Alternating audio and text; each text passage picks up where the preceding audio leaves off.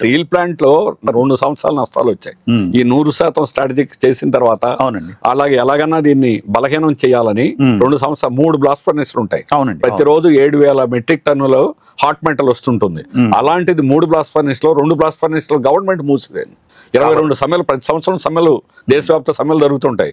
కానీ మేము సమ్మెప్పుడు కూడా బ్లాస్ట్ ఫర్నేస్ ఆపండి, ఎందుకంటే ఆపకూడదు, దాని కంటిన్యూటీ ప్రాసెస్ అలాంటిది, అట్లాగే దానికి హాని జరగకూడదని, అట్లాగే దానికి ప్రొడక్షన్ ఓవరాల్ గా తగ్గకూడదని దీంతో మేము ఆ స్ట్రాటజీ మొదటి నుంచి కూడా కార్మిక సంఘాలు ఎవరైనా కూడా మేము మాట్లాడుకొని అక్కడ పనిచేసేటువంటి వాళ్ళు స్కెల్టన్ స్టాఫ్ అనేది వదులుతాం.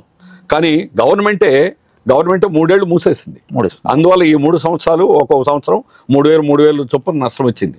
అట్లాగే మిగిలినటువంటి వాటికి రా మెటీరియల్ అనేటువంటి ఐరన్ ఓర్ చాలా కీలకమైనటువంటిది. ఎనపకానిజం సొంత గనులు ఉన్నటువంటి వాళ్ళు తొవ్వి తీసుకుంటే 1 టన్ను 700-800 అవుతుంది.